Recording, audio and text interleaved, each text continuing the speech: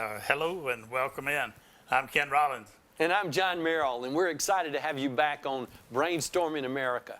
This is your show about local, state, and national issues. We want to keep you informed about the things that are important to you. Ken, what do we have this week? Well, I got some stuff that's really right on the news as we speak, and that is the school shooting in Nashville, Tennessee. And this is not, to me, just another shooting. This was kind of semi-personal. I've watched what happened in Uvalde and all the other places that we've had shootings.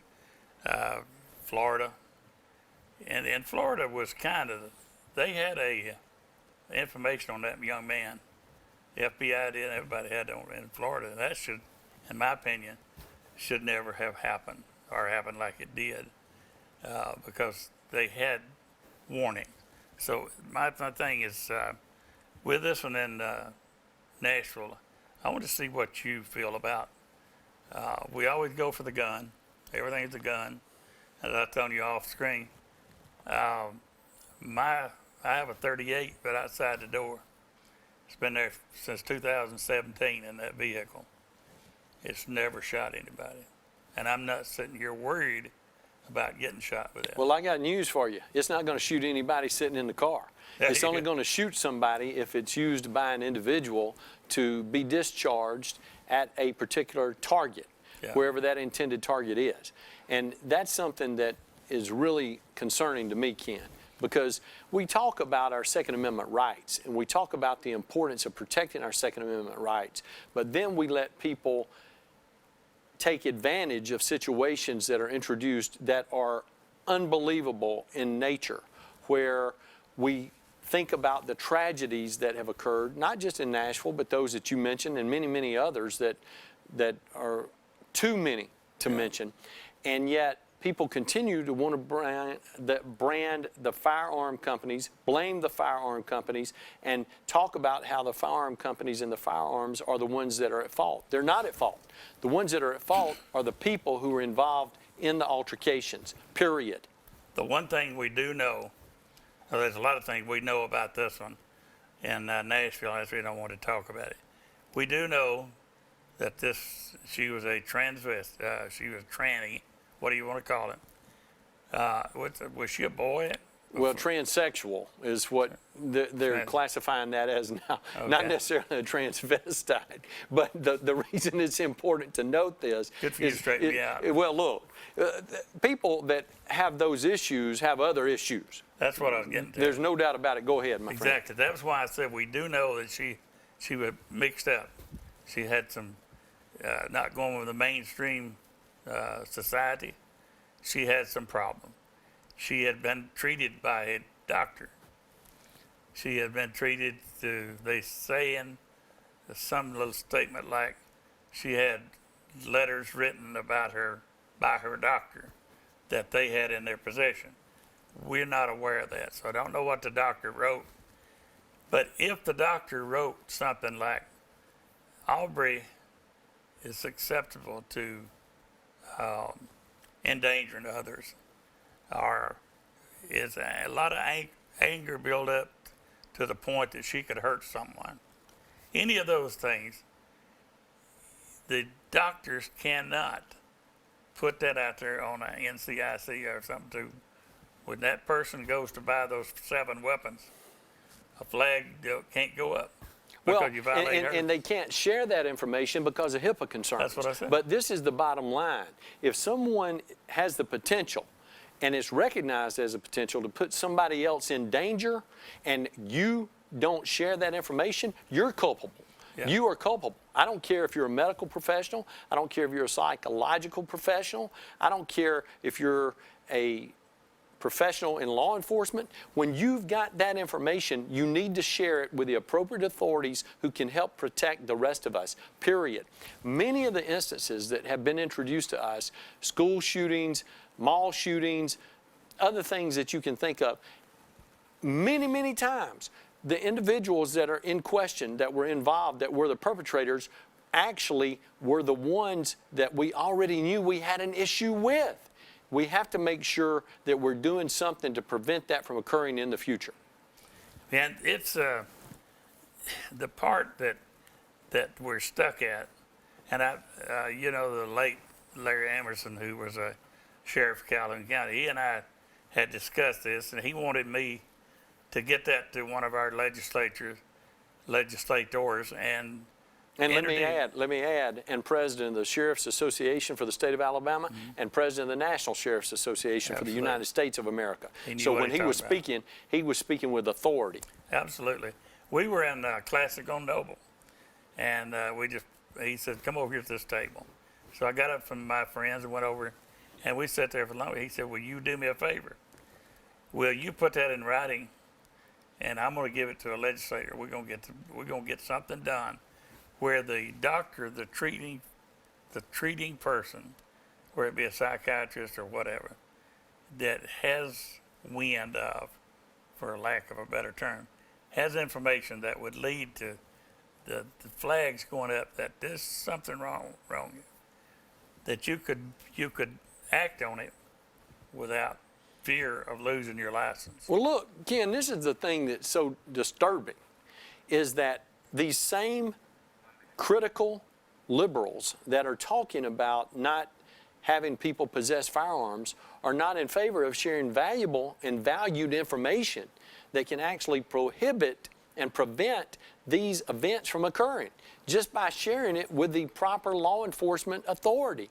That's the thing that makes absolutely no sense whatsoever. So what are they actually doing? They're not trying to protect the people. They're not trying to protect our area.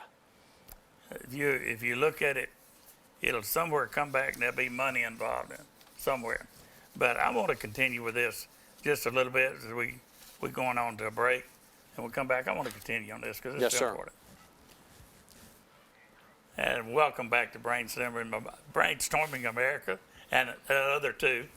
I'm here with John Merrill, and we're talking about events around the country. And if we left before the break, we were talking about the school shooting up in Nashville. And I want to come back and finish up on that because it's very, very important what we're talking about, because it doesn't just affect the city of Nashville. It doesn't just affect the state of Tennessee. This is something that here in Alabama and all over. And we have the law enforcement has their hands tied. Somebody can say, Susie Jones out here has been threatening to do it. There's very little they can do about that. They might go and investigate it, but they can't go out there and arrest, barge through the doors, turn over all the cabinets and find the weapons. They can't do that. So they are, I don't know what you would say with that. They're strapped to some way that they can't. Well, they're handcuffed and unable to do what they need to do simply because the law in its current form prohibits them from being able to be the protectors that they need to be for our communities, our state, and our nation. It's protecting them and their performance in the line of duty is a definite requirement for law enforcement, and they do not have the freedom to do the work they need to do to protect us. Right. That's what I'm trying to get across right here, that it's not the weapon. It's whether it's knives, whatever it is. If someone has knowledge, they should be, if they are professional, they should be able to do like you do. They have a system called NCIC, you heard me say about that. And that's where if you apply for a weapon, automatically, anywhere in the United States, if you got a bad rap, it'll pop up. And if you have a warrant for your arrest, policeman behind you, trooper, pull it up, it'll show warrant out of Mississippi or whatever. They should have something like that, in my opinion, where doctors are able, not mandated, but able to warn the public of a pending problem. Well, and Ken, I'm going to disagree with you, and this doesn't happen very often, but I will say this. Whenever a doctor or a medical professional knows that an individual is at risk of committing a crime against society and putting the rest of us in danger, it's incumbent on them, they should be required by law to make sure that that's properly and expressly designated to the law enforcement officer that needs to know about it so they can protect the rest of us. And if they're not able to do that, they can't help provide a safe community and a safe environment for all of us. So we need to quit hamstringing our law enforcement professionals, and we need to enable the people who are in a position of influence to be able to properly and effectively communicate what they need to communicate to those professionals so all of us can be protected. Instead of talking about the guns, let's talk about the mental health situation, and let's talk about how we're going to address and correct that, and let's talk about how we're going to give it some real attention. I saw a thing on one of the networks last night. Somebody was asking the question, if we don't talk about the guns, then what do we talk about? And that's why I'm talking about this. And what I want you folks to, why are we talking to you? Because you know someone. You know someone in law enforcement. You know someone in the legislature, whether in Alabama or whatever. You know someone, maybe a senator in Washington, D.C. When you have that conversation with them, you can talk intelligently about it, not just the problem, but a cure that we talked about here today. See, you see what John and I are doing. I say something, he comes back with a different thing, better than mine. I hate that, but that's what you do. You get out there in the area and you talk about, well, we know that girl that used to live down here sometime, and for years she was talking about killing someone. That should never happen. Never. In a society. And look, and then when it happens, then people are saying, why did we let this happen? We've got to ban all the guns. No, you don't have to ban the guns. You need to change the HIPAA requirements in order to make sure that medical professionals, psychological professionals, people who are able to understand what's happening with these individuals can share it with the appropriate law enforcement authorities so they can give it the attention that's necessary to protect the rest of us. Don't come back and try to put the mayonnaise back in the tube whenever we are already facing an emergency situation that's resulting in injuries or deaths. That's not going to work out for any of us. Yeah, and that's like I said with the NCIC, if we can say, go to that tag number, and it will tell you that the person behind the wheel of that vehicle is wanted in 3 states for child molestation. Now we can go over to that sensitive item, child molestation, but we can't talk about threats to lives. So we're deciding we got to protect that person. We can't talk about the child molesting, or we can talk about child molesting, but God knows we can't tell people that this person is a danger to society. And you say that a doctor's job is to heal, and what do they call that? That a hypocritical oath they take? Right. They got to take that oath to take care of the other people, not just the patient laying on the table. That's exactly right, because they have a larger responsibility to make sure that they are protecting all of us, just like our law enforcement professionals. Thank you for continuing to stay with us. We're excited to be with you today. Please join us for our final segment of this week's episode of Brainstorming America. And welcome back to Brainstorming America. Glad I got that right. I can't even say it half of the time, but I'm here with John Merrill, and we're talking about various subjects that are on the calendar and on the news, things that we need to talk in depth about. And we just finished up with the school shooting. I hope you got something out of that. We put answers out there. We didn't just put questions and problems. So hope you got something from that. The next item I want to talk about, John, if we could, a big story that's going around is the Speaker of the House gave the footage for the January 6th. They call it insurrection and all the things that we saw at the Capitol. Well, I can't think how many times I saw the footage. But then under Carlson, I saw some different footage. And I'm frustrated as to why we go ahead and make a decision. We have a big commission going on for a year, millions of dollars spent, and we don't address. I'm watching people come in the door guided by officers. I watched a fella stand out there and yelling, "Come on, let's go here, let's go there." Epps is his name. And I watched him lead them on up to climbing the walls.